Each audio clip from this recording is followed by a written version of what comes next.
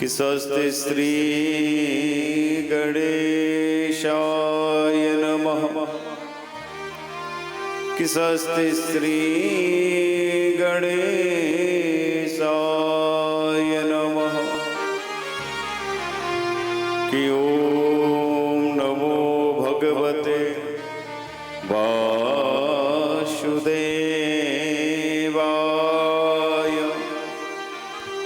कि ओम नमो भगवते वासुदेवाय,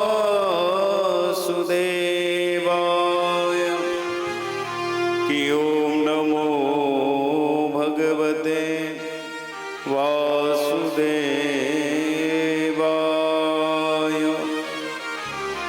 कि नमः कुंज विहारणे नमः श्री हरिदासाय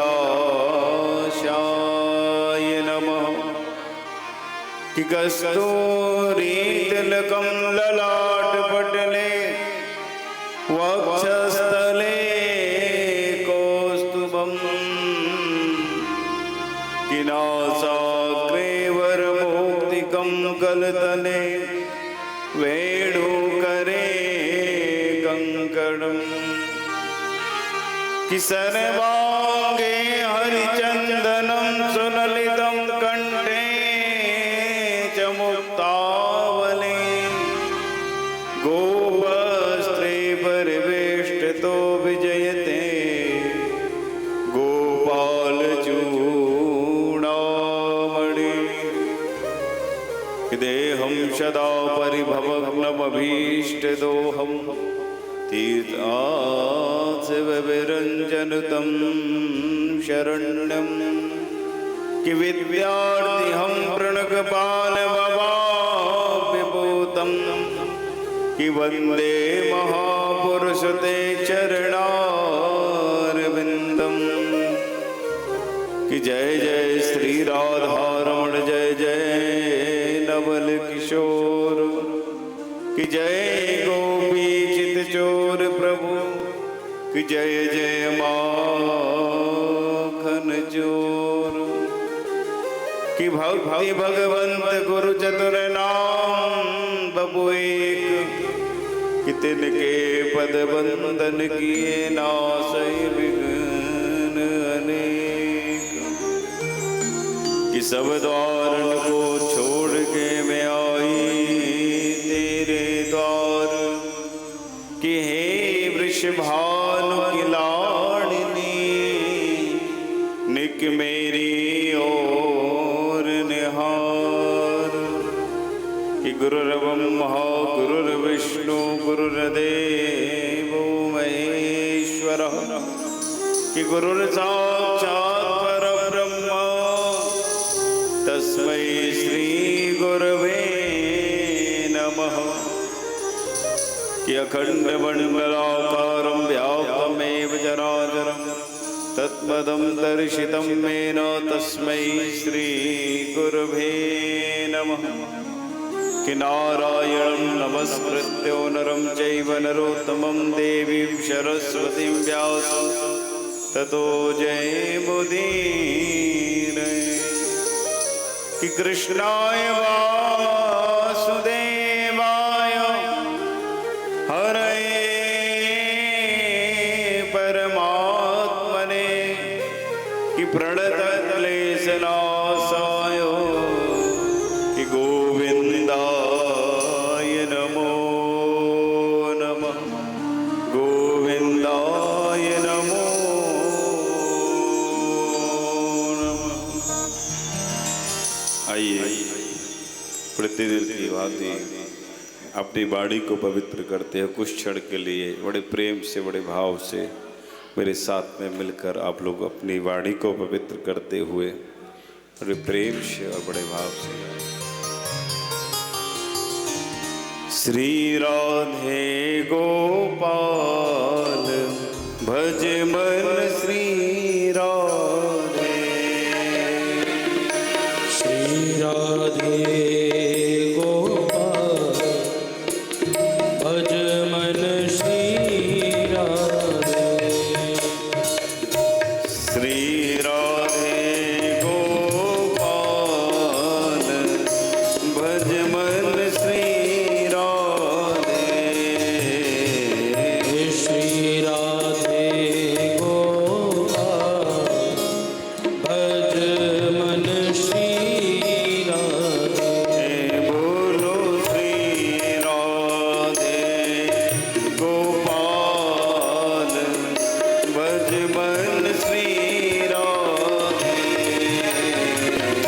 श्री राधे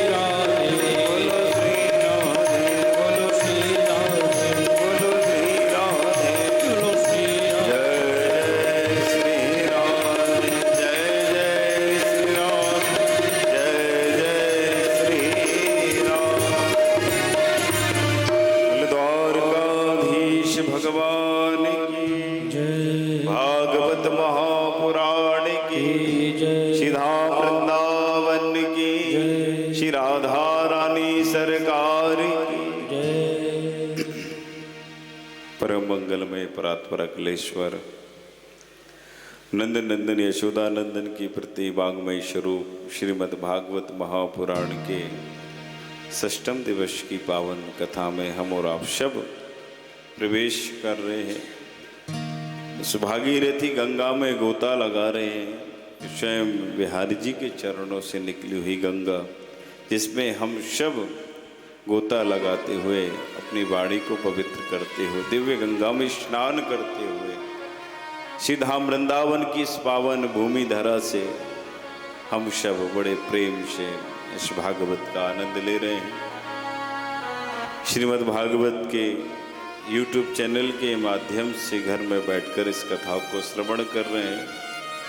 देवघर झारखंड से आप अग्रवाल परिवार की तत्वाधान में हम और आप सब पावन कथा पितरपक्षों के उनके पावन के पुत्र के पावन सानिध्य में ऐसे पितृलोक में जो जीव भटकता है उसको सहारा दे रहे हैं श्रीमद् भागवत कथा का, जिससे उसका भी कल्याण हो जाए। भागवत कल्याण करने वाली है। जो जीव भटक जाता है भगवान उससे अपनी शरणागति दे देते हैं। कल बड़े प्रेम से हम और आप सब ने नंद उत्सव मनाया। कैसे ठाकुर जी का प्राकट्य उत्सव हुआ है, कैसे भगवान ने ब्रज में जन्म लिया है और लाला का जब जन्म हुआ है तो ब्रजवासियों के मन में तो आनंद ही आनंद बना, क्योंकि भगवान सत्य स्वरूप है। सत्यम व्रतम सत्य परम त्रिसत्यम सत्यस्य यो निहितम च सत्ये सत्यस्य सत्यमित नेत्र सत्यम सत्यात्मकम तम शरणम प्रपन्ना। भगवान सत्य स्वरूप है। इसलिए देवता लोग गर्व में स्तुति करने के लिए आए थे कि आज साक्षात ब्रह्म का जन्म होने वाला है। भगवान कभी जन्म नहीं लेते। भगवान तो अजन्मा है, जिनका कभी जन्म ही ना हुआ। ऐसे बालकृष्ण लाल की प्रति वांग्मय स्वरूप ये भागवत कथा है, जिसको हम और आप सब आनंद के साथ श्रवण कर रहे हैं। प्रत्येक जीव कुछ न कुछ कल्याण चाहता है कि हमारा कल्याण कैसे हो, कैसे हम तरें, और जीव ही कल्याण, क्योंकि भगवान जब तक कृपा नहीं करते तो जीव तर नहीं सकता। चाहे एक ही शब्द क्यों ना हो, भागवत का एक शब्द भी हमारे हृदय में बैठ जाए तो वो कल्याण कर देता है। क्योंकि प्रत्यक्षः कृष्ण एव ही, साक्षात कृष्ण का स्वरूप है भागवत कथा, जिसको हम और आप सब श्रवण कर रहे हैं, मनन कर रहे, स्मरण कर रहे, चिंतन कर रहे हैं। क्योंकि भागवत के हम उस स्वरूप को समझ रहे हैं जिस स्वरूप में हम और आप सब बैठे हुए हैं। ये भागवत क्या है? कल्प वृक्ष। अहोमेवास मेवाग्रे नान्यद यत् सत्परः। जब चतुर्मुखी भागवत को जब प्रदान किया, जब उसको समझा कि भागवत कहते किसको है, जब देवताओं को प्रदान किया गया तो ये भागवत वही है जो साक्षात ब्रह्म का दर्शन कराते, श्री राधा रानी का दर्शन कराते। ये कोई साधारण कथा नहीं है, क्योंकि जीव को अगर चाहिए है तो ये भागवत रूपी अमृत, जिससे उसका कल्याण हो जाए। कल्याण कैसे होगा? बोले एक बार बैठकर ध्यान पूर्वक कथा सुन ली जाए तो भी जीव का कल्याण हो जाता है। ये जीव वही है जो भटका हुआ है, बस सहारे की जरूरत है। जिस जीव ने अगर बिहारी जी का सहारा ले लिया, श्री राधा रानी का सहारा ले लिया, फिर वो जीव भटक नहीं सकता, सीधे उसे मुक्ति मिल जाएगी, सीधे मुक्ति। क्योंकि भगवान कहते हैं सर्वधर्मान परित्यज्य पादमेकम न गच्छति। कभी वृंदावन से ठाकुर जी बाहर नहीं गए, कभी बाहर जाते ही नहीं है, वृंदावन में ही रहते हैं। कई संतों ने इतने सुंदर सुंदर उदाहरण दिए हैं कि भगवान के जो नेत्र हैं, जिनके नेत्रों में कमल के समान है, जिनके नेत्र इतने सुंदर हैं, भगवान 3 जगह से टेढ़े हैं। भगवान 3 जगह से टेढ़े हैं। जब भगवान अपनी माधुर्यता से जब उस वंशी को निधात करते हैं, उस वंशी को बजाते हैं, तो कहते हैं वो वंशी भी बड़ी भाग्यशाली है जो ठाकुर जी के अधरों पर रहती है। वो वंशी कितनी भाग्यशाली है। ऐसी ठाकुर जी की कृपा। नंद उत्सव प्रारंभ हुआ है। नंद स्तोत्र उत्पन्ने जाता लादो महामना। भगवान नंद बाबा अपने इन हाथों से दान करे जा रहे हैं, और जब दान कर रहे हैं तो उन्होंने ये नहीं देखा मैं क्या दे रहा हूं, दोनों हाथों से मुट्ठी भर भर कर दान कर रहे हैं। नंद स्तोत्र उत्पन्ने जाता लादो महामना। आज इतनी प्रसन्नता हो रही है महाराज कि घर में जो भी है हीरा जवाहरात सब ब्राह्मणों को दान कर दिया। 9 लाख गाय थी, 2 लाख गायों का संकल्प कर दिया, ब्राह्मणों को दान कर दिया। 3 पर्वत थे त्रिकूट नाम के, जिसमें एक हीरे से जड़ा हुआ, एक सोने से जड़ा हुआ, एक चांदी से जड़ा हुआ, वो भी दान कर दिए। आज नंद बाबा बड़े प्रसन्न हो रहे क्योंकि 80 साल की आयु में लाला भयो है। जब खुशी में इतने प्रसन्न हो रहे हैं कि आज पहली बार उस ब्रह्म का दर्शन कर रहे हैं, उस ब्रह्म का। क्योंकि भगवान आज जन्मा है, ये कभी जन्म नहीं लेता है, इसका कभी जन्म नहीं हुआ है। हम लोग कहते हैं भगवान जन्म लेते हैं, भगवान आज जन्मा है। जिनकी स्वयं देवता लोगों ने स्तुति की हो, प्रार्थना की हो कि एक बार गर्भ से बाहर आ जाइए, एक बार गर्भ से बाहर आ जाए। कहीं ना कहीं ठाकुर जी कोई संदेश देना चाह रहे हैं, हम उस संदेश को समझ नहीं पा रहे हैं कि संदेश देना क्या चाहते हैं। भगवान उस ब्रज में आए हैं सिर्फ लीला करने के लिए, और जब ठाकुर जी जब लीला करते हैं तो कहते हैं एक भगवान का नाम पड़ा लीलाधारी।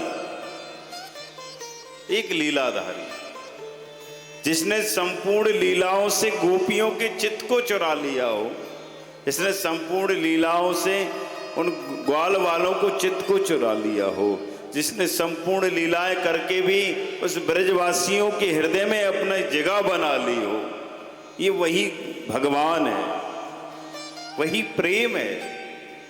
एक प्रेम रस होता है, एक भक्ति रस होता है, और एक भक्ति और प्रेम रस का उदाहरण देते हैं।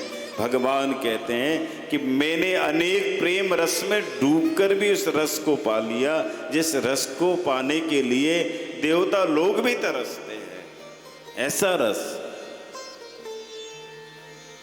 इसलिए भगवान ने सबके हृदय में जगह बनाई है, ग्वाल वालों के हृदय में जगह बनाई है, उन ब्रजवासियों के हृदय में जगह बनाई है। और उसके बाद में ठाकुर जी को कहीं जगह नहीं मिली तो कहते हैं जो मेरी शरणागति में आ जाता है मैं उसका भी उद्धार कर देता हूँ।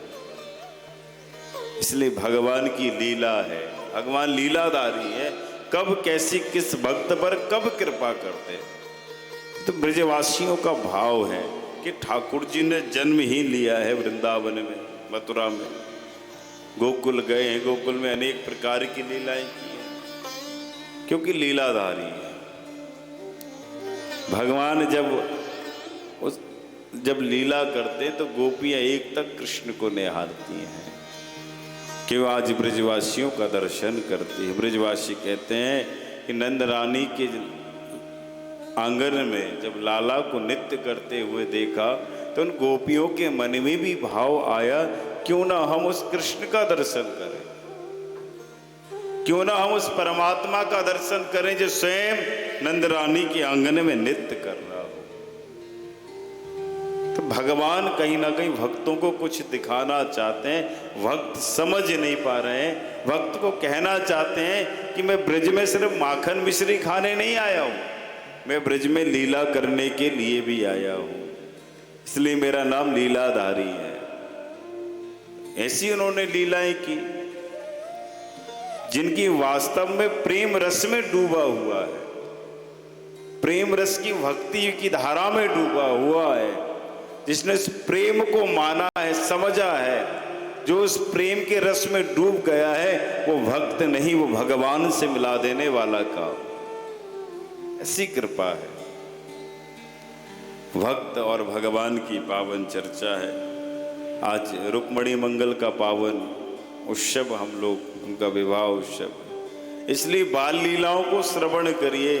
ठाकुर जी अपने भक्तों के हृदय में कैसे जगह बनाते हैं, कैसे उनके हृदय में विराजमान होते हैं, कैसे उनके दिल को जीतते हैं भगवान। भगवान ने तो बस प्रेमा भक्ति को प्रकट किया है, और जिसने उस प्रेमा भक्ति का सहारा ले लिया है, उस भक्ति के रस में डूब गया है, तो रसो वही सहा, वो सिर्फ रस में ही डूबा चला जा रहा है। भगवान का जन्म हुआ, नंद बाबा ने आनंद मना होकर सारा सर्वस्व लुटाया, जो हाथ में आए वही दे दे। ब्रजवासियों को पता चला कि आज लाला का जन्म हुआ है, जा खुशी में ब्रजवासी स्वयं बधाई लेकर आ रहे हैं। और उसमें से ब्रजवासियों की महिमा सुनिए कि लाला के इंतजार में कई ऐसी गोपियां थीं, कई ऐसे ग्वाल बाल थे जो ठाकुर जी की जन्म की प्रतीक्षा कर रहे थे, क्योंकि जब उम्र में तो पोता खिलाने की उम्र, पोता कभी विवाह हो जाता, बहु उम्र में लाला भाई हुआ, ऐसी प्रसन्नता। और पूरे ब्रजवासी ने दिव्य नंद बाबा को बधाई दी है। भगवान ने कहीं ना कहीं कुछ दिखाया है, मगर भगवान के जो भक्त हो रहे हैं वो समझ नहीं पा रहे हैं कि भगवान हमको क्या सिखाना चाहते हैं, कौन सा प्रेम हमको दिखा रहे हैं, वही हम नहीं समझ पा रहे हैं। समझने के लिए सुंदर सा हृदय चाहिए, जिस हृदय में ये भक्ति रूपी कल्प वृक्ष रुक सके, ये भागवत रूपी गंगा रुक सके, जिससे जीव तर जाए। जब तक जीव तरेगा नहीं, जब तक ये भागवत रूपी कल्प वृक्ष उसके हृदय में लगेगा नहीं, जब तक वो हृदय को अपने उस वृक्ष को नहीं लगा लो, जीव तर नहीं सकता। क्योंकि ये जीव का काम ही है, भगवान का काम ही है सिर्फ कल्याण करना। ये सब भक्तों का कल्याण करे, ये सब जीव का कल्याण करे, उसी को तो भगवान कहते हैं। भगवान आए किस लिए? इसलिए आए हैं कि बस लीला करने की, और लीला भी है ठाकुर जी ने ऐसी की है, उस लीला में सबका दर्शन करा दिया। मैया के बाल लीला का दर्शन करा दिया है भगवान ने, ग्वाल वालों को अपने स्वरूप का दर्शन करा दिया भगवान ने, उन दैत्यों को मारकर सीधे मोक्ष को प्रदान करा दिया भगवान ने। जितने भी भगवान को जो मारने आए सबको मुक्ति दे दी। कोई भी ऐसा भक्त नहीं है जिसको भगवान ने मुक्त न किया, कोई भी ऐसा भक्त। भगवान ने सब जीव को तार दिया है, जो भी जीव भटका हुआ है उन जीवों को भी तार दिया है। ये तो ठाकुर जी की लीला है। नंद रानी, नंद बाबा, यशोदा मैया की तो भोरी है, वो कुछ समझती नहीं है। खूब उत्सव चला, 6 महीना तक ब्रज में उत्सव चला, और मैया का तो एक ही भाव होता था कि लाला थोड़ी सी कोई भी लीला करते हैं तो मैया ब्रजवासियों से कहकर दुहाई लगवा देती है कि किसी के घर में चूल्हा भी ना जले, सब मेरे ही घर आकर प्रसाद पाए, कोई भी भोजन ना बनाए। इतना प्रेम करती है भगवान से, क्योंकि हृदय में जब ठाकुर जी का जब वास होता है, जब बसते हैं, तो कहते हैं कि भगवान एक तक कृष्ण को निहारते हैं, एक तक श्री राधा रानी को निहारते हैं। कहीं न कहीं प्रेम छुपा हुआ है। भगवान अपने भक्तों की प्रेम की परिभाषा पढ़ाते हैं कि जो भक्त जो मुझसे प्रेम करता है, जो मुझसे अपना मानता है, मैं उसी को उसी के प्रेम के बंधन में बांधकर चला जाता हूँ, वो भक्त बंध जाता है। देखिए आज तो गोवर्धन लीला भी है, भगवान का विवाह भी है। मैंने कहा ना कि हम इन लीलाओं को स्मरण करें, सबसे पहले भगवान ने पूतना को मारा। पूतना लोग बालक नहीं, राक्षसी रुद्रासना। ये पूतना है कौन? अविद्या है। क्या है? अविद्या है। पूतना भगवान को मारने के लिए आई क्यों? इसलिए आई भगवान को मारने के लिए कि ये भगवान वही है जो वामन बनकर त्रिलोकी के साम्राज्य को ले लिया। जिसने त्रिलोकी के साम्राज्य को, एक समय वही पूतना कहती थी कि मैं इस ब्रह्म को अपना स्तनपान कराना चाहती हूँ, ये मेरे पुत्र बनकर आए। और आज वही पूतना कहती मैं इस लाला को छोड़ूंगी नहीं, इसने मेरे पिता का सारा साम्राज्य ले लिया, मैं इसे छोड़ूंगी नहीं। तो भगवान कहीं ना कहीं कुछ दिखाना चाहते हैं, भक्त समझ नहीं पा रहा है। भगवान सब जीव का कल्याण करना चाहते हैं। जिस जीव ने भगवान की सहारा ले लिया, उनकी शरणागति ले ली, तो वो सीधे बैकुंठ ही जाता, वो फिर जीव यहाँ वहाँ नहीं भटकता है। इसलिए भगवान ने पूतना मौसी को गति दे दी। जो गति यशोदा मैया को मिलना थी वो पूतना को मिल गई। अहो वके स्तन काल कूटम जिगांसया पायदात प्रसाद भी ले वे गतिन्धात चिताम तुण्यम कंबादयालम शरणम ब्रजे। ये पूतना मौसी वही है जो भगवान को मारने के लिए आई थी।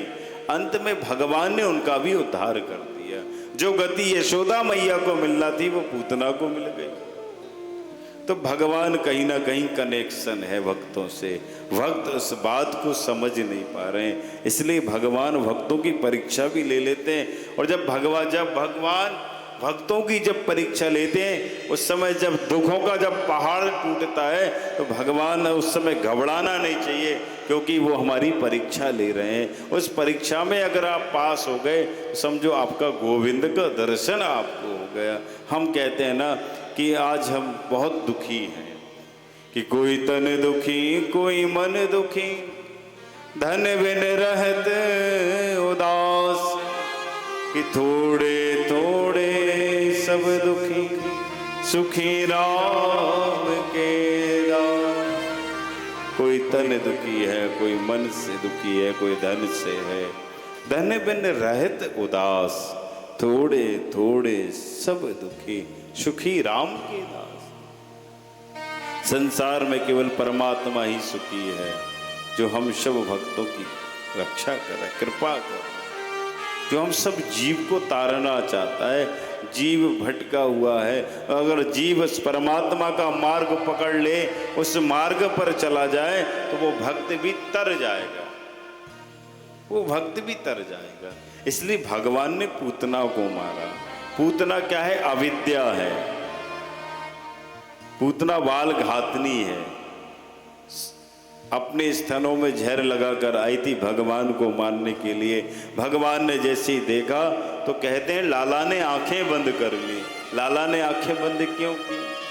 इसलिए लाला ने आंखें बंद की कि लाला की आंखों में, नेत्रों में सूर्य और चंद्र विराजते हैं, इसलिए शायद उन्होंने आंखें बंद कर ली। क्योंकि सूर्य और चंद्र एक समय एक जगह नहीं हो सकते, इसलिए आंखें बंद की। एक संत भाव देते हैं कि सबसे पहले माँ से ही प्रारंभ करना पड़ता है, माँ से ही शुरुआत करना पड़ता है। भगवान राम ने सबसे पहले देवी को ही तारा, फिर बाद में यहाँ भी भगवान कृष्ण ने पूतना को ही तारा, इसलिए आंखें बंद कर ली। तीसरा भाव यही है कि भगवान ने इसलिए आंखें बंद की कि उस समय भोले बाबा का स्मरण किया कि विष पीने का काम तो आपका है, विष विष आप पी लो, दूध दूध मैं पी लेता हूँ, इसलिए शायद याद किया। तो यह भगवान और भक्त की कथा है। भगवान कैसे भटके हुए जीव को तार देते हैं, जो जीव जो भटक जाता है। ऐसी पूतना का भगवान ने जब उद्धार किया, त्रिगोपियों ने 7 कोस में पूतना गिरी। ब्रजवासी कहते हैं भैया जो ब्रज, ये पूतना कोई साधारण नहीं है, ये पूतना कोई साधारण नहीं है। पूतना जब गिरी तो कई ब्रजवासियों के जितने वृक्ष लगे थे सब वृक्ष टूट गए, इतनी भारी थी पूतना।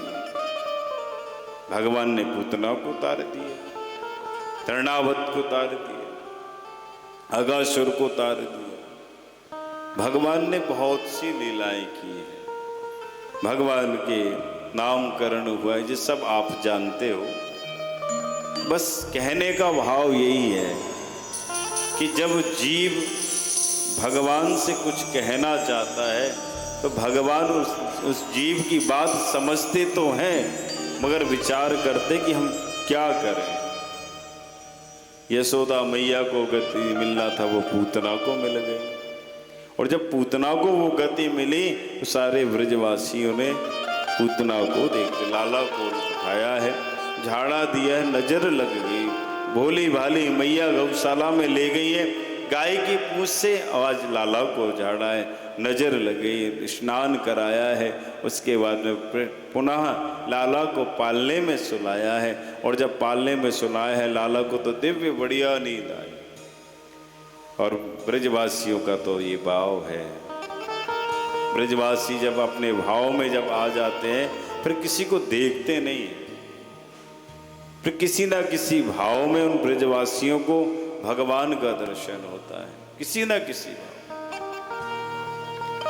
इसलिए भगवान ने किसी का मोह दूर किया है, किसी का प्रेम बंधन से मुक्त किया है, भगवान ने किसी का अहंकार दूर किया है। ब्रह्मा जी को अपना इतना अहंकार था कि ब्रह्मा अपने आप को सब कुछ मांगते थे, मगर ब्रह्मा को भी बाद में पछताना पड़ा, भगवान से आके माफी मांगने पड़ी।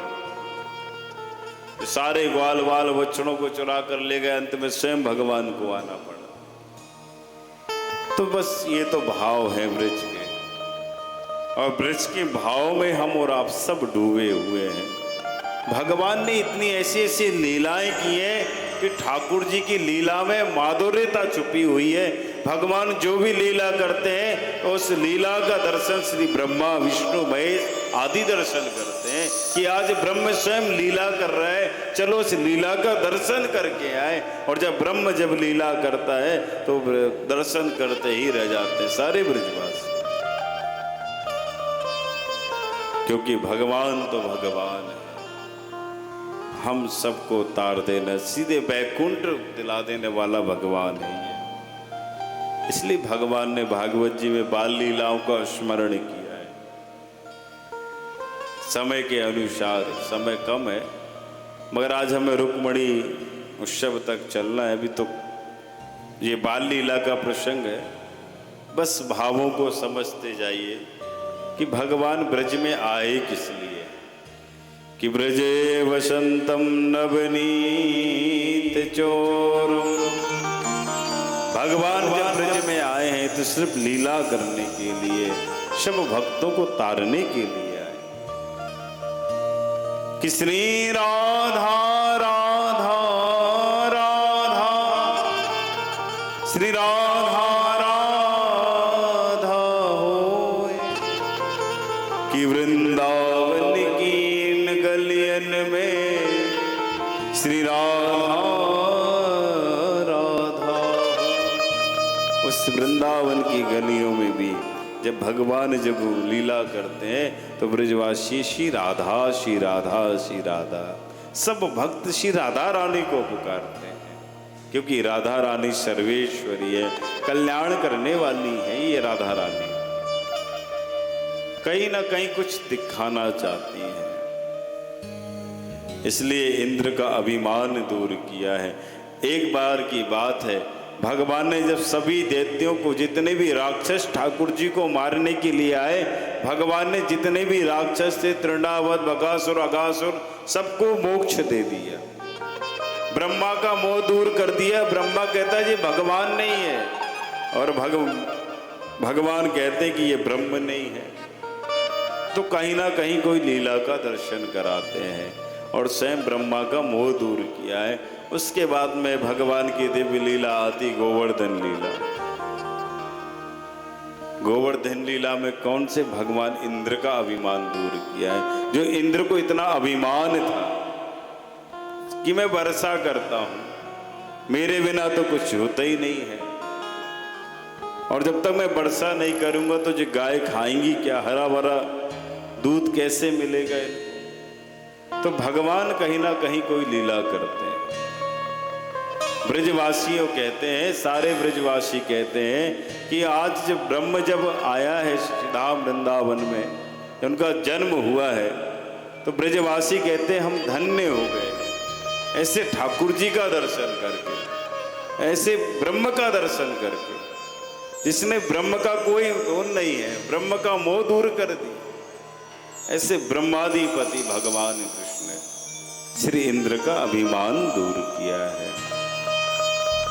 और जब भगवान ने जब उसके राज को धारण किया है, तो ब्रजवासियों के भाव 56 प्रकार के भोग लगाए।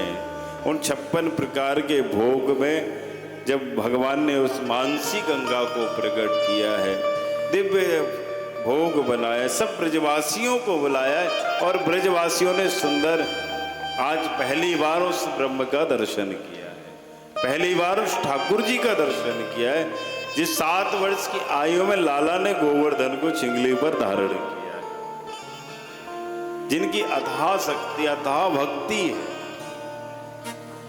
क्योंकि भक्त ही भगवान से मिलाते हैं, भगवान ही भक्त से मिलाते हैं। जब भगवान और भक्त का जब मिलन होता है तो श्री गोविंद से मिला देते हैं।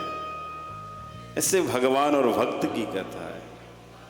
और भगवान कहना कहीं कोई संदेश दे रहे हैं, ब्रजवासियों को समझा रहे हैं, ये लाला कोई साधारण नहीं है, ये तो ब्रह्म है, लीला करने के लिए इसका जन्म हुआ है। और जब ब्रह्म जब लीला करता है तो देवता लोग उस लीला का दर्शन करते हैं कि ब्रह्म आज स्वयं लीला कर रहा है।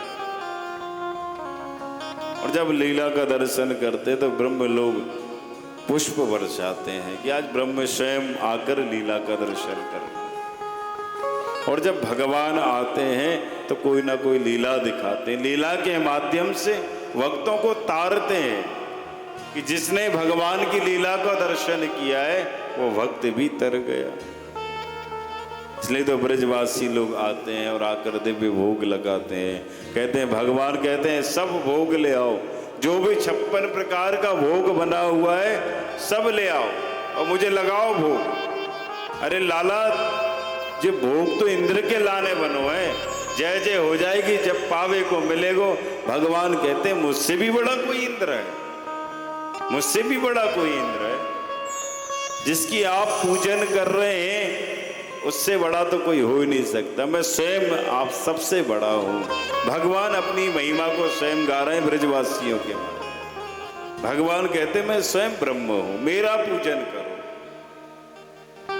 कि मन के मंदिर में बसे हो श्री राधा राधा होय, कि हृदय बसे हो ब्रजराज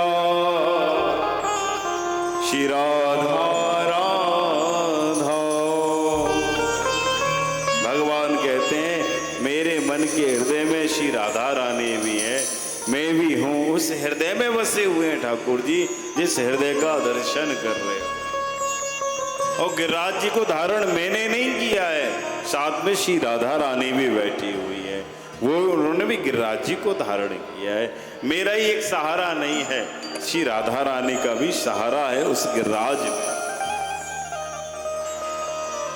और जब भोग लगाया है तो भगवान 56 प्रकार के व्यंजन की दिव्य सुगंधी मानसी गंगा को प्रकट किया है, दूध दही का दान किया है। आज भी जो भी गोवर्धन की परिक्रमा करता है, भगवान गोवर्धन उसके ऊपर जरूर कृपा करते, जरूर कल्याण करते हैं। ऐसे गोवर्धन नाथ भगवान की पावन चरित्र है ये। कैसे भगवान ने इंद्र का अभिमान दूर किया और इंद्र को पुनः आना पड़ा, भगवान से प्रार्थना की। और जब भगवान से जब प्रार्थना की तो भगवान ने इंद्र को क्षमा किया है और पुनः उसको अपने स्थान पर भेजा है। इंद्र ने कहा कि मैं तो अपने आप को बड़ा समझता था, पर आप तो मुझसे भी बड़े निकले, मुझसे भी बड़े निकले। अब मैं आपको प्रणाम करता हूँ। और ब्रजवासियों ने दिव्य बढ़िया भोग लगाया है। और जब भोग लगाया है तो भगवान कहते ले आओ ब्रजवासियों भोग लगाओ। और जब भोग लगाते तो ब्रजवासी क्या कहते हैं?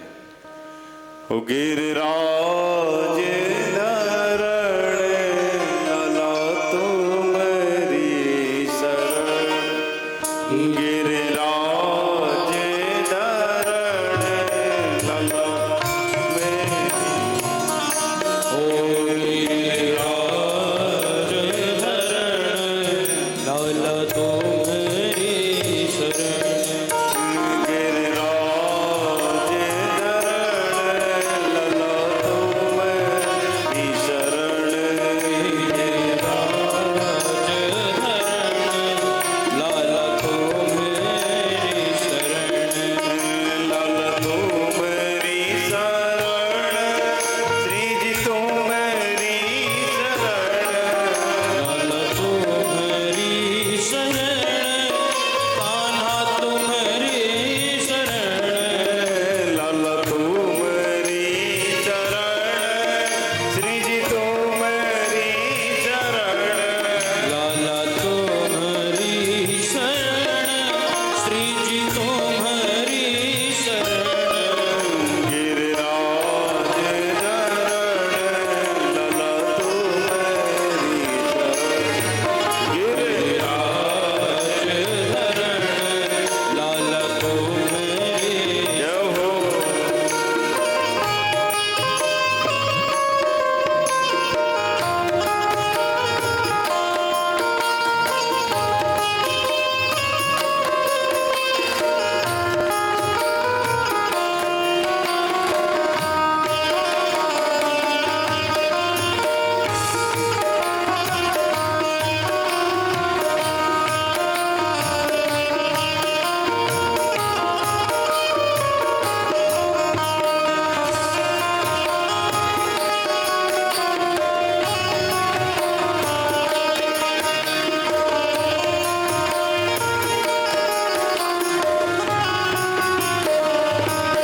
लाला तुम्हारी शरण, श्री जी तुम्हारी शरण, लाला तुम्हारी शरण, श्री जी तुम्हारी शरण, लाला तुम्हारी शरण, श्री जी तुम्हारी शरण, लाला तुम्हारी शरण, श्री जी तुम्हारी शरण, गिरिराज धरण लाला तुम्हारी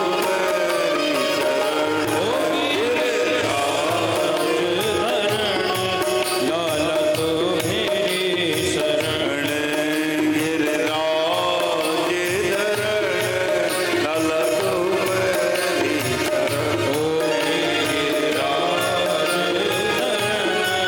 लाला तुम्हारी शरण, लाला तुम्हारी शरण, तुम्हारी शरण, तुम्हारी शरण, श्री जी तुम्हारी उलगराज धरण भगवान की जय। ऐसे पावन चरित्र भगवान गिरिराज जी को हम प्रणाम करते हैं। आगे सीधे भगवान की पावन लीलाओं को स्मरण करते हुए भगवान ने गोपियों के वस्त्रों का हरण किया है। यमुना के तट पर गोपियां स्नान करने के लिए जाती हैं। गोपियों ने वस्त्र हरण किए हैं। गोपियों ने भगवान से प्रार्थना की, देख लाला इन वस्त्रों को मुझको दे दे। भगवान ने कहा वस्त्र ऐसे नहीं मिलेंगे, जैसे तुम मेरा नृत्य करने, जब मैं आंगन में नृत्य करता हूं तुम मेरा दर्शन करती हो, ऐसे आज मैं भी तुम्हारा नृत्य कर देखना चाहता हूं। एक बार तुम भी नृत्य कर दिखा दो।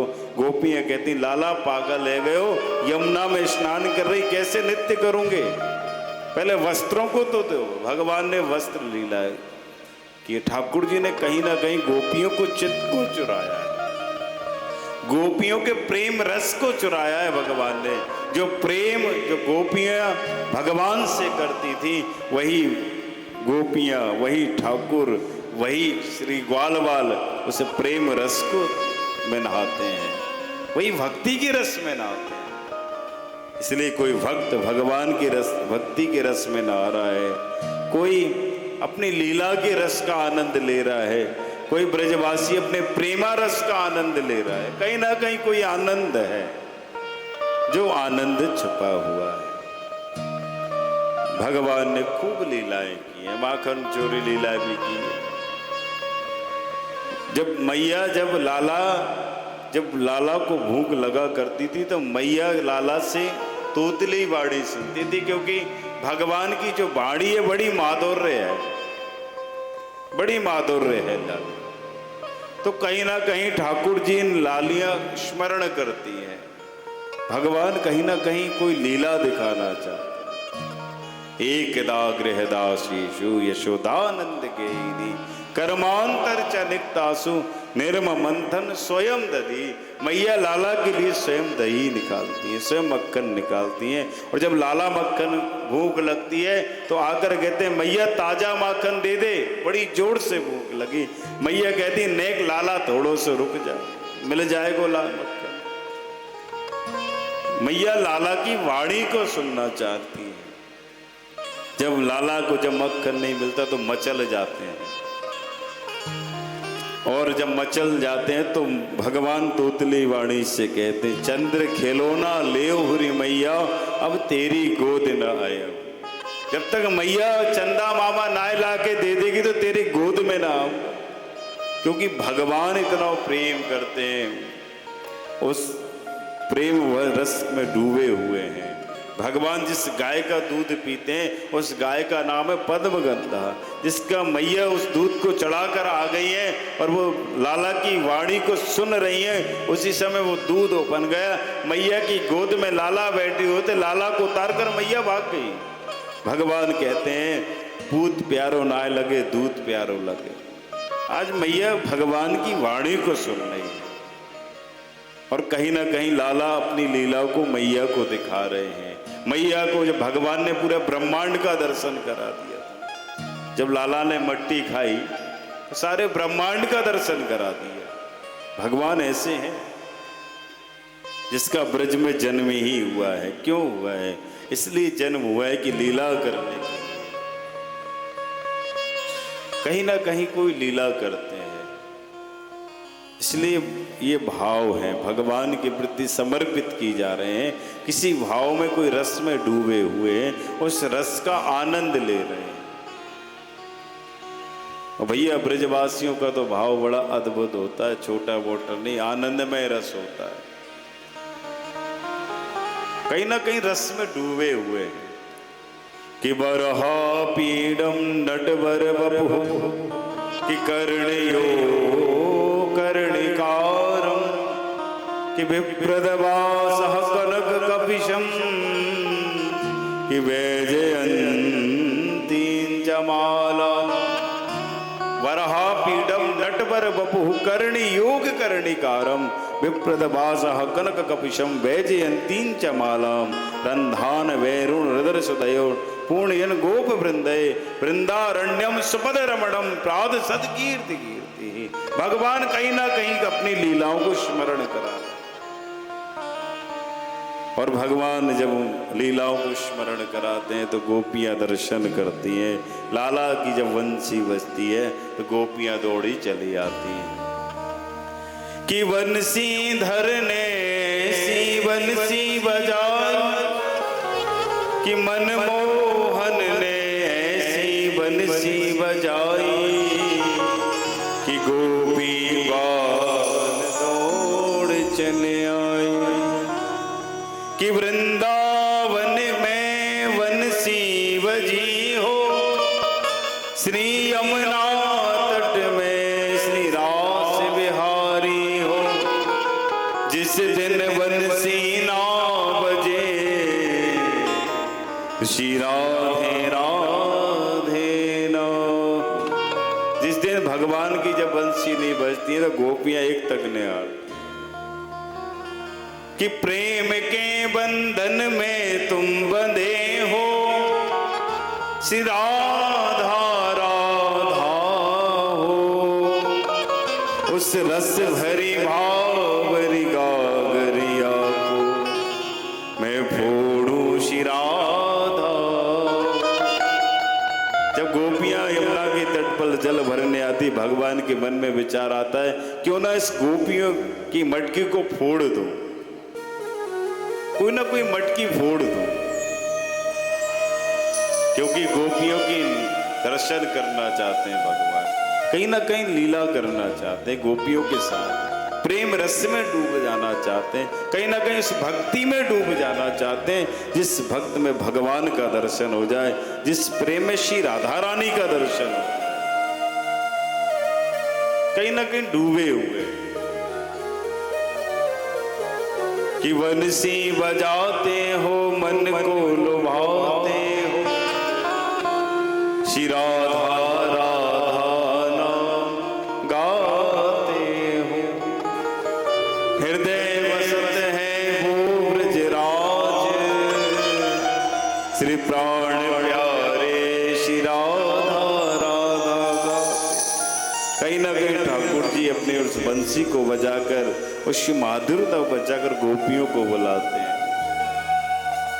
जिस दिन गोपियां भगवान की बंसी नहीं सुनती है, मन नहीं लगता है, इसलिए भगवान बरहा पीडम नट बर बपू, अपने ऐसे सुंदर ठाकुर जी जिनके अधरों पर वंशी सवार है, मुकुट धारण किए हुए, मोर मुकुट धारण किए हो, क्योंकि भगवान बड़े सुंदर हैं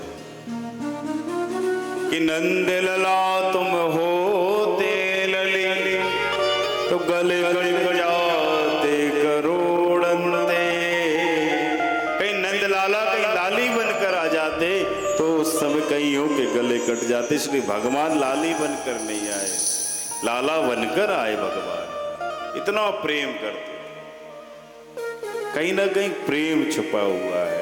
भगवान ने दिव्य वंशी को बजाया, गोपियों को बुलाया है, और गोपियों ने जैसी वंशी को सुना है, कोई सास की सेवा कर रही होती है, कोई पति की सेवा कर रही होती है, कोई गाय की सेवा कर रही होती है, कहीं ना कहीं कोई सेवा गोपी करती है, भगवान की वंशी को सुनती है तो गोपियां पुनः दौड़ी चली आती है कि लाला की वंशी बज गई, कि गोपी ग्वाल कहे सब कोई। जब भगवान कहते हैं जिस गोपी ग्वाल में मेरा दर्शन भक्तों को हो जाए, क्योंकि मैं गोपी के हृदय में भी मैं वास करता हूँ, उन ग्वाल वालों के हृदय में भी मैं वास करता हूँ, कहीं ना कहीं भक्त मेरा दर्शन करना चाहते हैं तो उन दर्शन करना ही चाहते हैं तो उन गोपियों के अंदर जाकर दर्शन करो, उन ग्वाल वालों के हृदय में जाकर दर्शन करो, मेरा दर्शन तुम्हें पुनः हो जाएगा। मैं कहीं जाता नहीं हूँ, मैं सबके हृदय में रहता हूं। कहीं ना कहीं ठाकुर जी बसे हुए हैं, क्योंकि भगवान तो जिनका अजन्मा है, कभी जन्म तो होता ही नहीं है। भगवान ने गोपियों से प्रेम किया है, एक तक प्रेम किया, गोपियां भगवान के बिना नहीं रहती हैं। और जब गोपियों के मध्य में लाला ने गोपियों को बुलाया और उसी समय उस रास मंडल में जैसी गोपियां एकत्रित हुई, भगवान अंतर ध्यान हो गए कि भगवान पिता रात्रि शरदोत्फुल्ल मल्लिका वीक्षरन्तुं मनुश्चक्रे योग माया उपाश्रिता। भगवान पिता रात्रि शरदोत्फुल्ल मल्लिका वीक्षरन्तुं मनुश्चक्रे योग माया उपाश्रिता। शरद पूर्णिमा का दिन आया है और रात्रि में ठीक ठाकुर जी ने ऐसी वंशी बजाई है कि सारी वंशी को सुनकर गोपियां दौड़ लगा कर आ गई है। और उसी समय उस वंशी को सुना है, गोपियां आई मगर लाला अंतर ध्यान हो गए। गोपियां कहती पहले भगवान बुलाते हैं, बाद में गायब हो जाते, क्योंकि भगवान भी गोपियों से प्रेम करते थे। कहीं न कहीं बंसी भी वो साधारण बंसी नहीं है जो हमेशा ठाकुर जी के अधरों पर रहती हो। वो तुलसी कितनी भाग्यशाली जो हमेशा ठाकुर जी पर हमेशा सवार रहती है। गोपियां पूछती हैं कि तूने लाला को देखा क्या, तूने लाला को देखा। एक दूसरे से गोपियां पूछ रही हैं पर कोई गोपी बता नहीं पा रही, क्योंकि भगवान आए रास मंडल में और अंत में वहां से अंतर ध्यान हो गए। एक दूसरे से पूछती है, भगवान दिखे नहीं किसी को। मन में विचार आया कि भगवान ने बुलाया, फिर पुनः अंतर ध्यान हो गए। यमुना के तट पर पहुंची है और जब यमुना के तट पर गई हैं तो बड़ा सुंदर ये भाव में भागवत जी का जो प्राण है दसम स्कंद, वो दसम स्कंद में ही ये गोपी गीत का भाव है। जो भागवत का जो प्राण है उस प्राण को गोपियों ने इस यमुना के किनारे गाया है। इतना प्रेम भरा ये गोपी गीत है। कहते हैं 18 श्लोक गोपी गीत में 19वें में स्वयं सुखदेव गोपी बनकर सवार हो गए और इस गोपी गीत का पाठ किया है। सारी गोपियां एकत्रित हुई हैं और भगवान की याद में उस गोपी गीत का पाठ गाया है, उस गोपी गीत का स्मरण किया है। जो गोविंद से मिला दे, जो भगवान से मिला दे, श्री राधा रानी का दर्शन करा दे, ये वही गोपी गीत है जो हमको सीधे वैकुंठ का दर्शन करा दे। ये वही गोपी गीत। और गोपी गीत में बड़ा सुंदर भाव है। आइए कुछ क्षण इस गोपी गीत को गुनगुनाते हुए बड़े प्रेम से, बड़े भाव से। जयति तेदिकं जन्मना प्रजा, जयति तेदिकं जन्मना प्रजा, श्रयति इंदिरा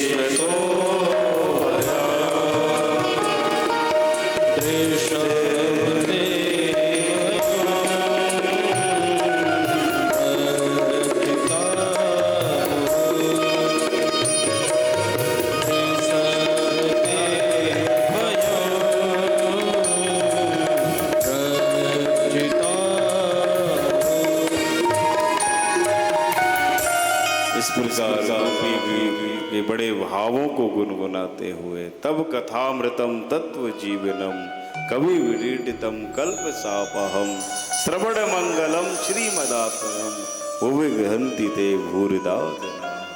भगवान गोपियों ने कृष्ण की याद में दिव्य गोपी गीत को गाया और भगवान के जब ऐसी गोपियों ने इस गीत को गुनगुनाया तो भगवान से रहा नहीं गया। उसी समय जिस रास मंडल से अंतर ध्यान ठाकुर जी हुए थे उसी रास मंडल में पुनः प्रकट हो गए।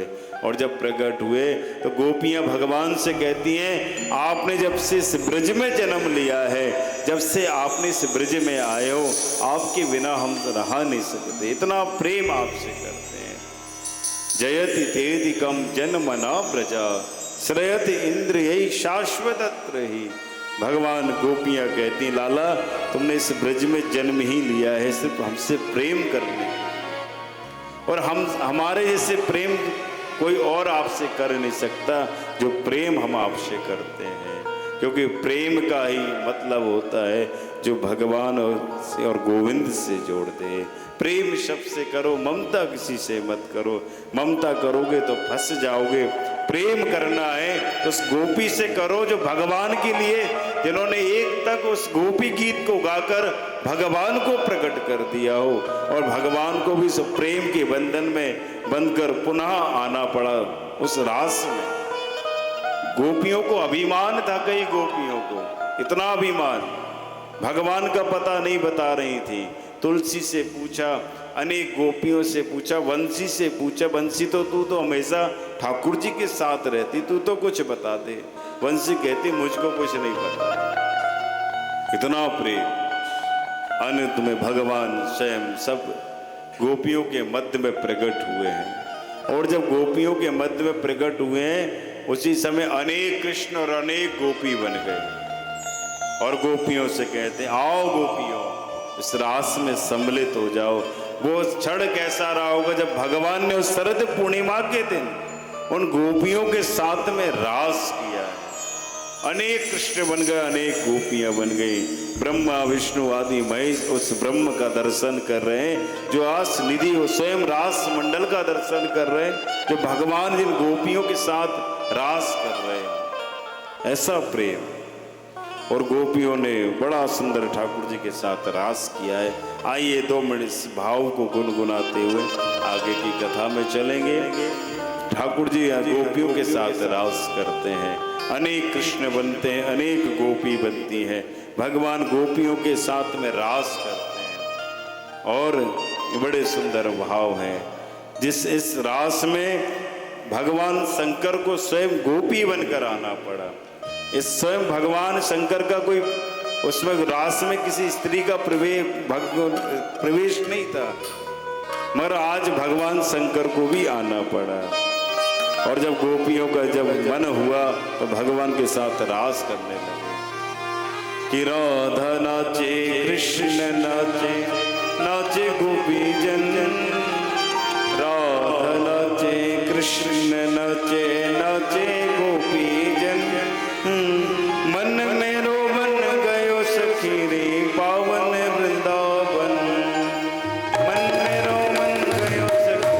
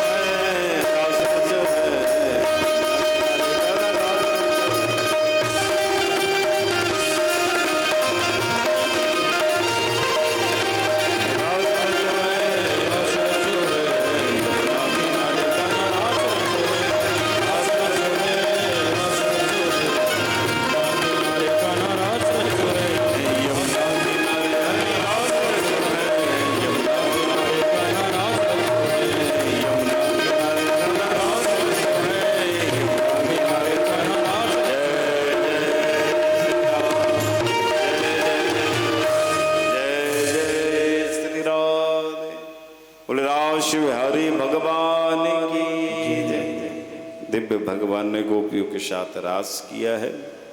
भगवान के दिव्य पावन चरित्र को हम और आप सब श्रवण कर रहे हैं। श्री सुखदेव जी ने परीक्षित जी को उस रास का दर्शन कराया है जिस रास का दर्शन करने के लिए भगवान शंकर ब्रह्मा आदि भी तरसते हैं कि उस रास में हमको सम्मिलित हो।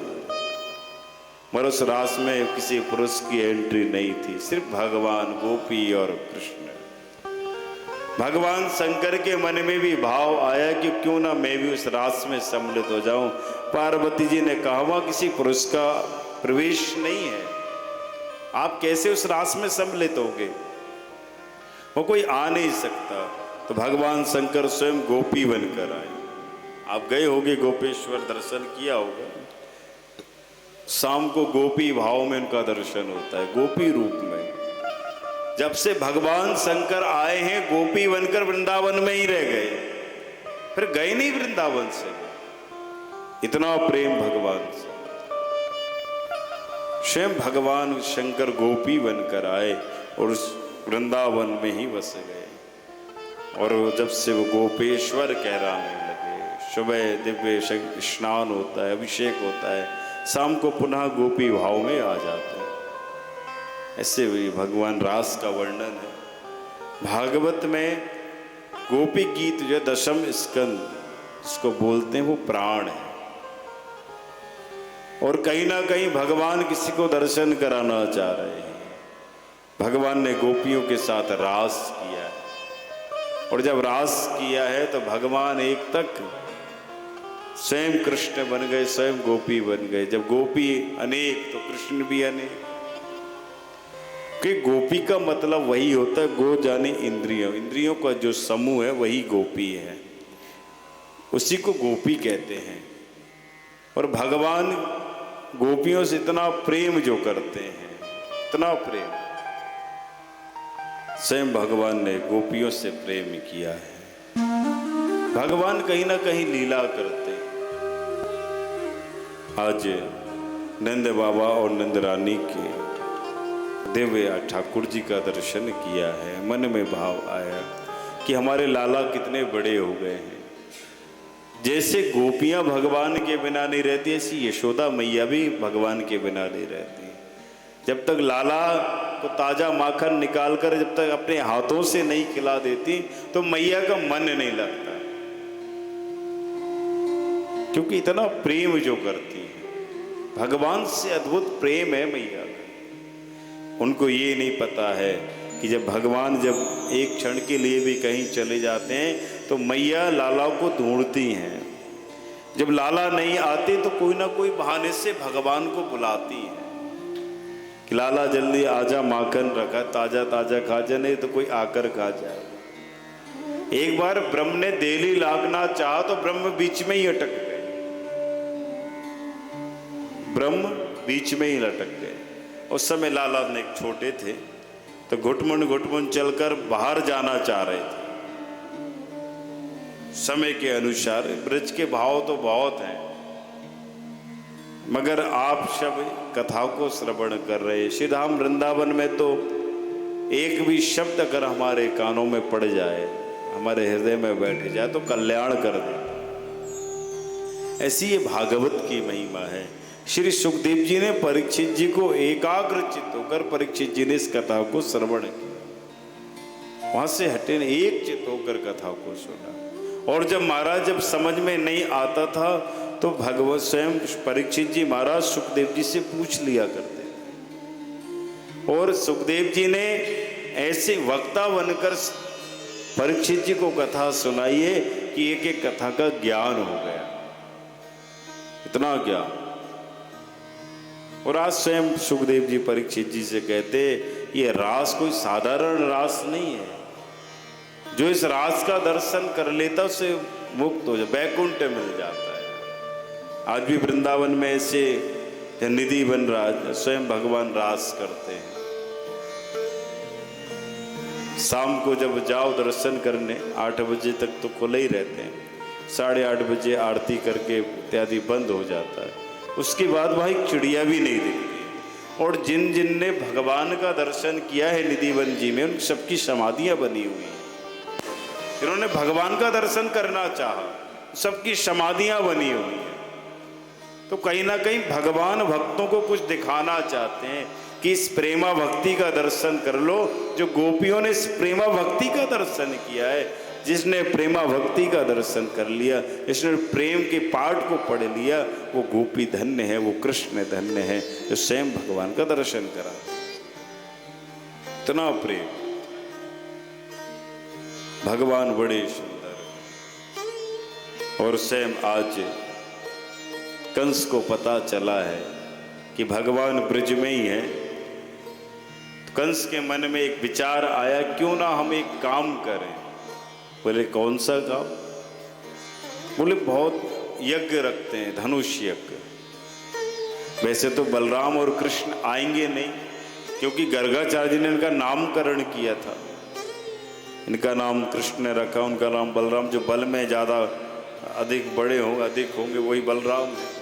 इन पे संपूर्ण बोलो, क्योंकि बलराम शेष अवतार है। बलराम कोई साधारण नहीं है। गर्गाचार्य जी ने जब नामकरण किया तो बल में अधिक, अयम ही रोहिणी पुत्रो, जे हैं जो रोहिणी जी के पुत्र, जो बल में अधिक होंगे, इसलिए इनका नाम बलराम होगा। जब नामकरण जब किया भगवान, तो आज कंस ने सोचा कि ब्रज में लाला बड़े हो गए, इनको मारने के लिए कुछ ना कुछ उपाय ढूंढना चाहिए। अब तो बड़े हो गए भगवान, कोई ना कोई उपाय ढूंढना चाहिए। तो उपाय ढूंढा है। एक बड़ा दिव्य धनुष यज्ञ रखा है, बहुत बड़ा यज्ञ। अब उस यज्ञ में भगवान कृष्ण बलराम को बुलवाना चाहते हैं, जो आएंगे और उनको हम यही मार देंगे, यही उनका हम वध कर देंगे। तो कहीं ना कहीं भगवान याद कर रहे हैं, बुला रहे हैं, यहां आएंगे यहीं कि हम उनका वध कर देंगे। और ऐसा ही हुआ। अक्रूर जी को बुलाया सभा में। अक्रूर जी से कहा कि देखो, इस कृष्ण ने हमारे कई दूतों को मार दिया है, कईयों का वध कर दिया है। तो एक काम करो, आप ही ऐसा काम कर सकते जो भगवान कृष्ण बलराम को मथुरा ला सकते हो। भगवान अक्रूर जी ने कहा ठीक है, आप जैसा कहें। अक्रूर जी को बुलाया है, सुंदर कंस ने उनको समझाया है। कंस से कहा है अक्रूर जी ने कि आप इतना बड़ा जो यज्ञ रख रहे हैं, क्या उस यज्ञ में कृष्ण और बलराम आएंगे? बोले एक बार जाकर कह देना कि मथुरा में बहुत बड़ा यज्ञ रखा, मेला उत्सव, जिसमें भगवान जब सुनेंगे तो तुरंत दौड़े चले आएंगे, पर रुकेंगे नहीं वो। ठीक है, उस रथ को बुलाया है। अक्रूर जी उस रथ पर बैठे हैं और आज पहली बार लाला का दर्शन करने के लिए आ रहे हैं अक्रूर जी। तो मन मुग्ध हो गए, पता ही नहीं चला उनको कब आगरा से मथुरा निकल गए, दिल्ली कब पहुंच गए पता ही नहीं चला। इतने प्रेमामुक्त हो गए। दिल्ली से चले कब आगरा आ गए, बीच में मथुरा पड़ गए, कितनी बार निकल गए और अभी तक पहुंच नहीं पाए, क्योंकि आज वो लाला की छवि का स्मरण कर रहे हैं कि आज मैं ब्रह्म का पहली बार दर्शन करूंगा।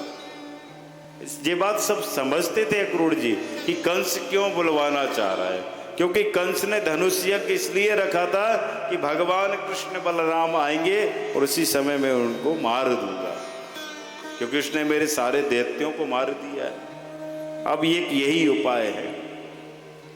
अक्रूर जी उस रथ पर बैठे हैं और जैसे ही उस रथ पर बैठे हैं तो पुनः पहुंचे हैं।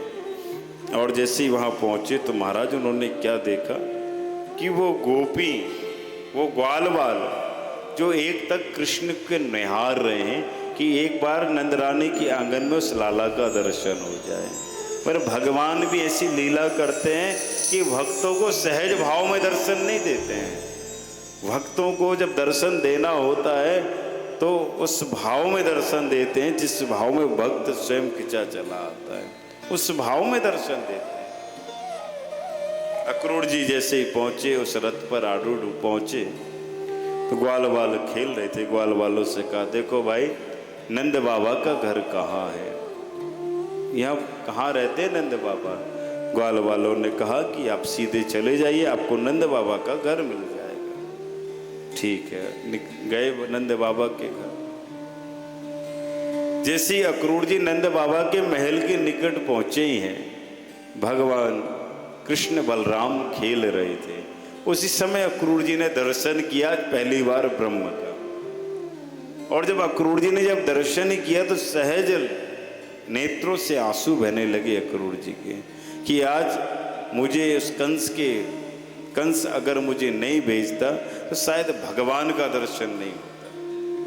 और वो सब समझता था, सब जानता था, फिर भी अक्रूर जी के मन में भाव आया कि जिस भाव से मैं भगवान कृष्ण और बलराम को लेने के लिए आया हूं, वो सब समझते थे कि कंस ने धनुष यज्ञ रखा है, उस यज्ञ के बहाने दोनों को मार देंगे, सब जानते थे, मगर उन्होंने कहा कुछ नहीं, क्योंकि आज ब्रह्म भी उनको दर्शन कराना चाहेंगे।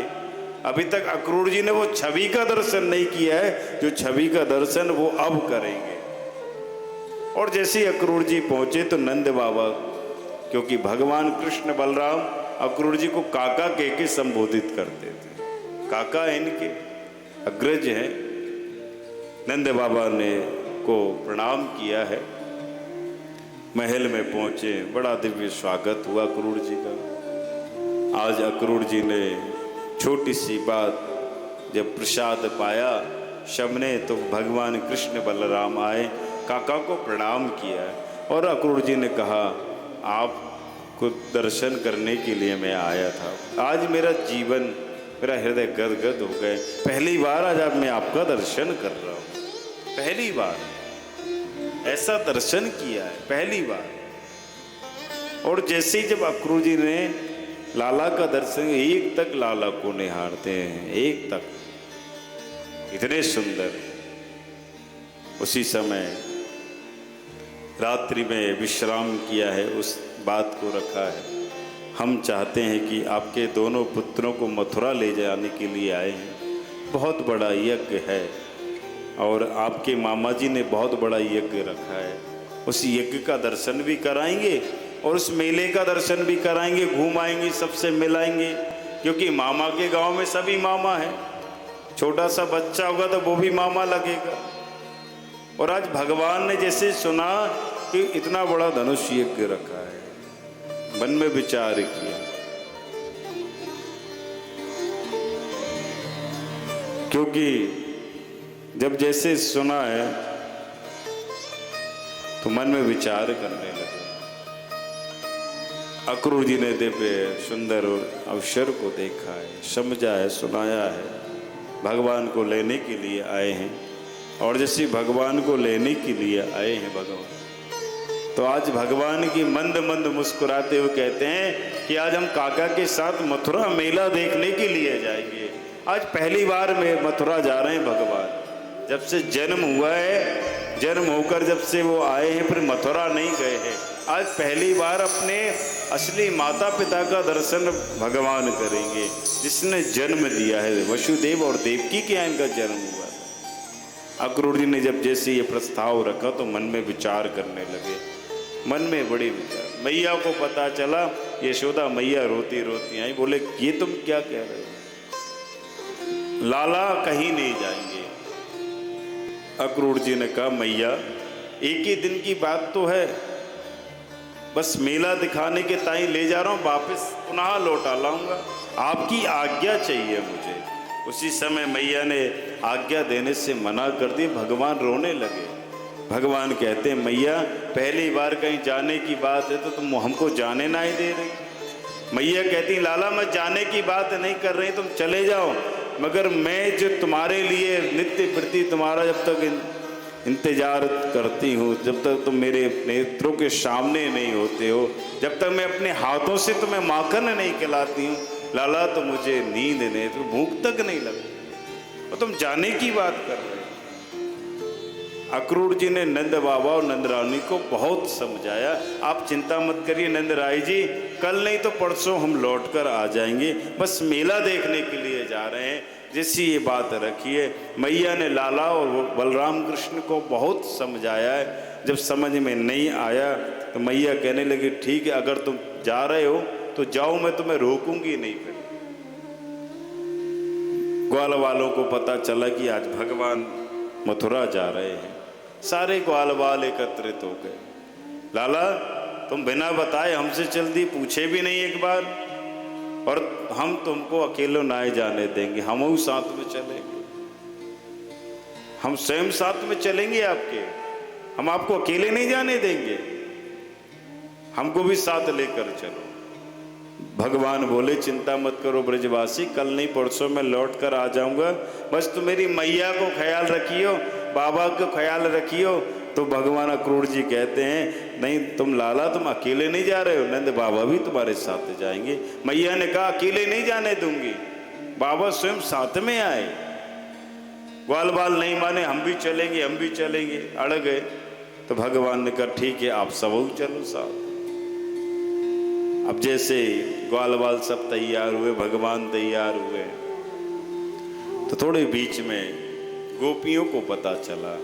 और जैसे गोपियों को जब पता चला कि आज भगवान मथुरा जा रहे हैं, तो गोपियों ने जिस रथ पर अक्रूर जी आए थे बैठकर भगवान को लेने के लिए, आज गोपियों ने उसी रथ को घेर लिया कि ठाकुर जी इसी रथ में बैठकर जाएंगे, हम इस रथ को आगे नहीं बढ़ने देंगे। क्योंकि आज भगवान ने हमें बिना बताए कैसे चलने का निर्णय ले लिया, जिनके बिना हम एक पल नहीं रहते, आज वो स्वयं जाने की बात कर रहे हैं। उसी समय गोपियों ने उस रथ को घेर लिया और भगवान से गोपियां कहती हैं लाला तुम कहाँ जा रहे हो? अरे बोले गोपी मैं मथुरा जा रहा हूँ, मथुरा जाकर मैं कल नहीं तो परसों लौट आऊँगा, चिंता मत करो मैं आ जाऊँगा। गोपियां कहती हैं भगवान से जब से तुम्हारा इस ब्रज में जन्म हुआ है लाला, हमने तुम्हें को अपना सब कुछ मान लिया है, तुमसे ही हम प्रेम करते हैं, और तुम्हें जब तक दर्शन नहीं कर लेते हमारा मन नहीं लगता है, और तुम जाने की बात कर रहे हो। तुमने हमको बताया भी नहीं जाने से पहले कि हम जा रहे हैं, एक बार हमको खबर तो कर देते कम से कम, हम नहीं रोकते तुमको, तुम बिना बताए चले दिए।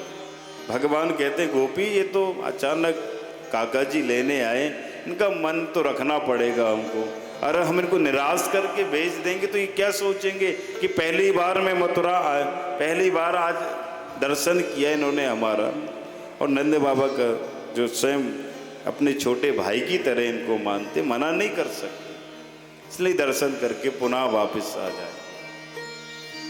उसी समय गोपियों ने उस रथ को घेर लिया और गोपियां भगवान से कह रही हैं जा रहे हो तो जाओ कन्हैया, लेकिन इतना रहम कर दे जाना, दिल तो पहले ही तुम ले चुके हो, अब साथ प्राणों को भी लेते जाना। आप तो जा ही रहे हो, बस साथ में प्राणों को भी लेते जाओ। हमने आपसे प्रेम ही इसलिए किया है, क्योंकि हमने आपसे प्रेम इसलिए नहीं किया है, दिखावटी प्रेम नहीं है ये, हमने आपसे प्रेम किया है। गोपियों को भगवान ने बहुत समझाया है। गोपियां रथ के आगे लेट गई हैं, भगवान ने कहा गोपी हट जाओ। गोपियां कहती हैं अगर जाना हो तो इस रथ को हमारे ऊपर से ले जाओ, हमारे इन प्राणों को भी लेते जाओ, मगर आप जिससे हम इतना प्रेम करते हैं, अगर वो प्रेमी जब अपने भक्तों के हृदय में जब विराजमान हो जाता है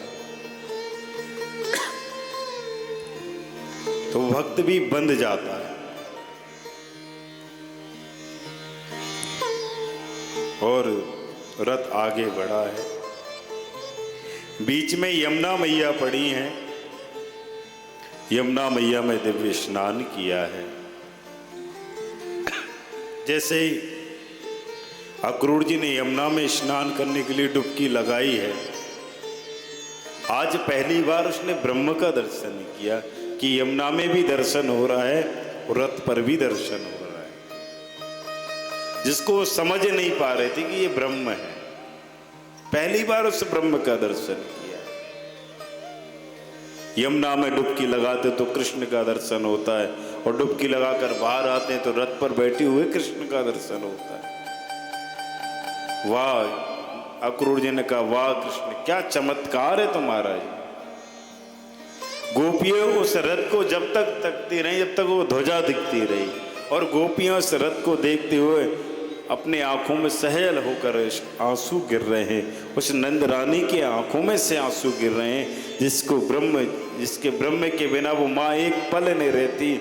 आज वो ब्रह्म थोड़े देर के लिए कहीं चला गया घूमने के लिए, तो ब्रह्म के लिए रो रही है कि एक बार उस ब्रह्म का पुनः दर्शन हो जाए। भगवान मथुरा पहुंचे, ब्रजवासी बोले, भैया मामा के गांव में तो सभी मामा होते हैं, तू तो नेक सद धज के आयो, हमारे पास तो कछु ना है। तो भगवान ने दर्जी पर भी कृपा की है, माली पर भी कृपा की है, भगवान ने उस कुब्जा पर भी कृपा की जो 3 जगह से टेढ़ी है। एक कुबलिया पीठ नाम का हाथी है, इसमें 10,000 हाथियों का बल है। बलराम जी से उनका युद्ध हुआ है। चारण और मुष्टिक इनसे युद्ध हुआ है। भगवान कृष्ण ने सब इनसे युद्ध किए हैं। जब उस भरी सभा में वहाँ पहुँचे, जब उस सभा में पहुँचते ही तो प्रथम बार उस कंस मामा का दर्शन करते हैं भगवान। प्रथम बार, जिसमें 10,000 हाथियों का बल है। चारुण मुष्टिक इत्यादि सब युद्ध करने के लिए आए। बलराम ने भी युद्ध किया, कृष्ण ने भी युद्ध किया। कंस बैठे बैठे हंस रहा था। उस धनुष यज्ञ में जैसे भगवान पहुंचे हैं तो वो दिन याद कराते हैं कंस को। कंस, वो मामा जी वो दिन याद करो जब आपने मेरी माँ के केस पकड़े थे, वो दिन याद करो। कंस को वो दिन याद आया किस प्रकार देवकी के केस पकड़ के और रथ से उतार दिया था। और जब मारना चाहा तो वसुदेव जी ने प्रतिज्ञा कर ली थी, संकल्प की परिपूर्ण है, संकल्प दे, बोले जितने भी पुत्र होंगे सब तुमको ला कर दे दूंगा, वही संकल्प। और जैसे देवकी के केस पकड़े, ऐसे आज कंस ने वो दिन याद किया। भगवान ने उसी प्रकार उस कंस के केस पकड़े और एक मुष्टिका का प्रहार किया। उसी समय कंस की मृत्यु हो गई। और जरासंध की पुत्री थी अस्ति और प्राप्ति, ये रोते हुए आई। भगवान ने कहा, मामी जी चिंता मत करो, और अपने नाना उग्रसेन को कारागार से मुक्त कराया है, जिनको बेटे ने अपने पिता को ही जेल में डाल दिया। और आज सबसे पहली प्रथम बार वसुदेव और देवकी से भेंट होती भगवान की। नंद बाबा ने पूरी सच्चाई बता दी कि आपकी जो असली माता पिता है यही है। नंद बाबा ने सारी वार्तालाप की है और उनको सारी बात बताई है। ऐसे नंद बाबा ने इस सब बातें बताई तो भगवान कृष्ण के आंखों में से आंसू आने लगे। बोले, बाबा एक बात कहूं, आपने मुझे इतना प्रेम दिया, आपने मुझे इतना अपना माना, और आज आप मुझे छोड़कर जा रहे हो। आपने मुझे अपना सब कुछ माना और आप मुझे को छोड़कर जा रहे हो। बोले, असली माता पिता तुम्हारे वसुदेव और देवकी है। अब तुम इनसे, इनके पास रहो। जैसी यशोदा मैया के हाथ से भोजन करते हो, अब तुम देवकी मैया के हाथ से भोजन करो। भगवान कहते हैं, बाबा ये आप क्या कह रहे हो? जिस माँ ने मेरे लिए ताज़ा ताज़ा माखन निकाल के रखती हो, वो माँ मुझे दर्शन करना चाहती हो। जब वो माँ के सामने मैं नहीं आता तो माँ मेरा इंतजार करती हो, मेरा मन कैसे लगेगा? तो भगवान स्वयं नंद बाबा कहते, कुछ दिन रह लो उनके पास, इनका भी मन बहल जाए। क्योंकि नंद बाबा से वसुदेव जी ने पहले ही कहा था, जब नंद बाबा कर देने के लिए गए थे मथुरा, तो कंस सबसे पहले वसुदेव जी से भेंट हुई थी। वसुदेव जी को देखकर नंद बाबा ने कहा, मुझे बड़ा दुख लगा कि इस कंस पापी ने आपके 6 पुत्रों को मार दिया, एक भी पुत्र नहीं बचा। बड़ा दुख लगा सुनकर ये बात। पुरानी बातों को याद दिलाते हैं। सबसे पहले वसुदेव और देवकी को भगवान ने प्रणाम किया है। सारे ब्रजवासी उस यज्ञ को देखकर पुनः वापस लौटे हैं। सब ब्रजवासी है, भगवान थोड़े से बड़े हुए, गुरुकुल गए हैं पढ़ने के लिए, और गुरुकुल उज्जैन गए संदीप आश्रम, जहां उन्होंने खूब अध्ययन किया है। 64 दिन में 64 कलाओं को सीखा है, और गुरु को दक्षिणा के बदले गुरु माँ के मरे हुए पुत्रों का दर्शन कराया भगवान ने। ऐसा अद्भुत प्रेम। दक्षिणा तो दी नहीं, मगर उनका दर्शन कराया है जो उनके पुत्र चले गए। भगवान ने कहा, गुरुदेव आप मांगो, क्या मांगना चाहते हो, क्योंकि भगवान गुरु ही हम सबको कल्याण करने वाले। बोले हमें कुछ चाहिए नहीं है। गुरु माँ ने कहा बस मुझे एक ही चीज दे दो। बोले क्या? बोले सभी पुत्रों का दर्शन करा दो। उसी समय सभी पुत्रों का दर्शन कराया है, और उसके बाद में भगवान पुनः यशोदा मैया, देवकी और वसुदेव जी से भेंट हुई, वार्तालाप हुई है। भगवान ने खूब पढ़कर अध्ययन किया है। पुनः मथुरा वापस लौटे हैं। उद्धव चरित्र का पावन चरित्र है। आप सब लोग कल इसको बड़े प्रेम से श्रवण करेंगे। कल की कथा 1 बजे से रहेगी, 1 से 3:30, क्योंकि कल पूर्ण होती है। और भागवत की महिमा बड़ी अलौकिक है, इसको हम और आप सबको श्रवण करना है। उसके बाद पुनः अगर किशोरी जी ने चाहे, श्री राधा रानी ने, तो पुनः फिर कथा को और सत्संग में डूबते हुए आनंद फिर पुनः लेंगे। ये भागवत की महिमा है। दिव्य सुखदेव जी ने परीक्षित जी को पावन चरित्र सुनाया है, श्रवण कराया है। कल हम और आप सब उद्धव चरित्र को श्रवण करेंगे। आइए भगवान के पावन विवाह उत्सव की पावन कथा में सम्मिलित होते हैं। एक भीष्मक राजा थे विदर्भ देश के, जिनके अद्भुत भक्ति है, प्रेमा भक्ति। ये विदर्भ देश के राजा हैं। इनके 5 पुत्र हैं, रुक्मबाहु, रुक्मरथ, रुक्मकेशु, रुक्मी और रुक्माल। इन्होंने बहुत तप किया तो रुक्मणी जी का प्रादुर्भाव हुआ, जो भगवान को ही अपना सब कुछ मानती थी। मगर जो रुक्मी जो था वो पहले ही शिशुपाल के साथ इनका विवाह तय कर दिया था। पहले इनका विवाह तय कर दिया था, और जब इनका विवाह तय कर दिया तो रुक्मणी जी जो हैं वो भगवान से प्रेम करती थी। भगवान को कभी देखा नहीं। कि तव कथामृतम तत्व जीवन, आपकी कथाओं को सुना है, आपको कभी देखा नहीं। आपकी लीलाओं को श्रवण किया है, आपको कभी देखा नहीं। आप इतने सुंदर हैं, सुंदरम किम न सुंदर। कि लाली मेरे लाल की जित देखूं तित लाल, कि लाल लेखन में जित कि मैं भी हो गई लाल।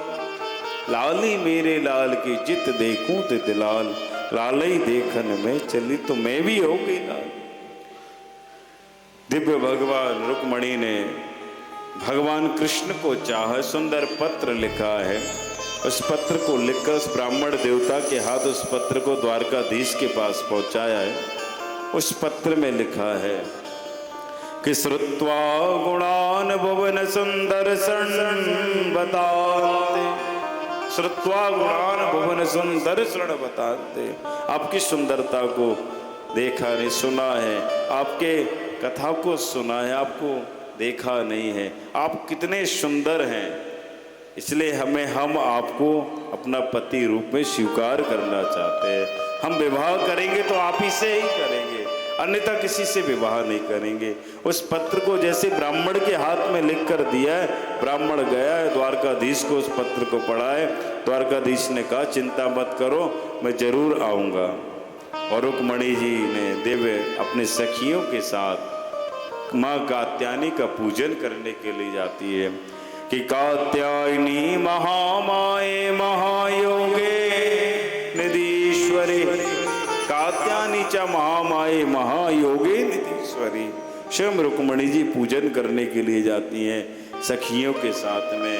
भगवान ने विश्वकर्मा जी को बुलाया है, विश्वकर्मा जी से कहा कि जाओ द्वारका का निर्माण कर दो। विश्वकर्मा जी ने रातों रात में पूरी द्वारका का निर्माण किया है। और भगवान सबसे प्रथम विवाह बलराम जी का रेवत जी की पुत्री रेवती से इनका विवाह हुआ है बलराम जी का। उसके बाद में भगवान कृष्ण का विवाह हुआ है रुक्मणी जी के साथ। भगवान आए हैं रथ पर आरूढ़ होकर, और जैसे रथ पर आए हैं ठाकुर जी तो उसी समय गोपियाँ माँ कात्यायनी का पूजन करने के लिए जा रही हैं। और जब पूजन करने के लिए जा रही तो गोपियाँ उस भाव को गुनगुना रही हैं, उस प्रेम को गुनगुना रही हैं जो भगवान के लिए, जो गोपियों ने जो माँ कात्यायनी के लिए गाया है।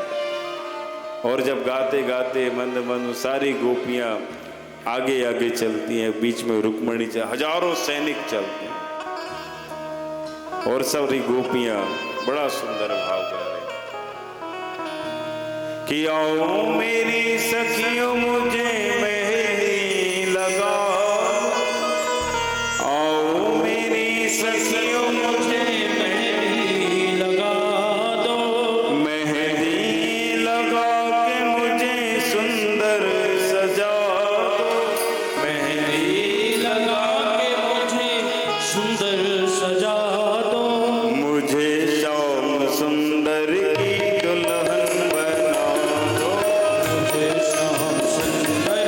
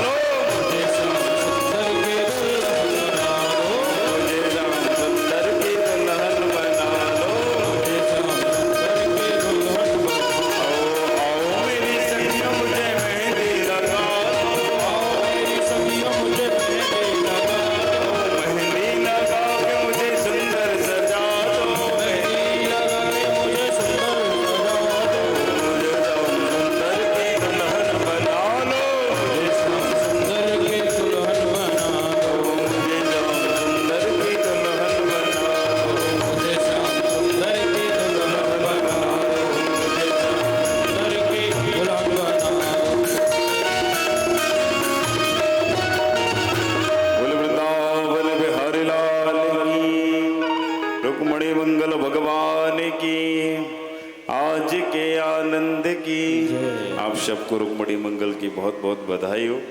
जो एक मुख्य यजमान के रूप में जो भागवत कथा को श्रवण कर रहे हैं, आपको भी बहुत बहुत बधाई हो। आइए हम और अब सब आरती के लिए चलते हैं और बड़े प्रेम से आरती। कल की कथा 1 बजे से कथा रखी, 3:30 तक, 4 भी बज सकता है कि कल पूर्ण होती है और आप सब उसका आनंद लेंगे YouTube चैनल के माध्यम से। आज की कथा को यहीं विराम, यहीं प्रणाम करते हैं। आइए बड़े भाव से प्रेम से आप सब लोग मिलकर आरती करें। ओम चंद्रमा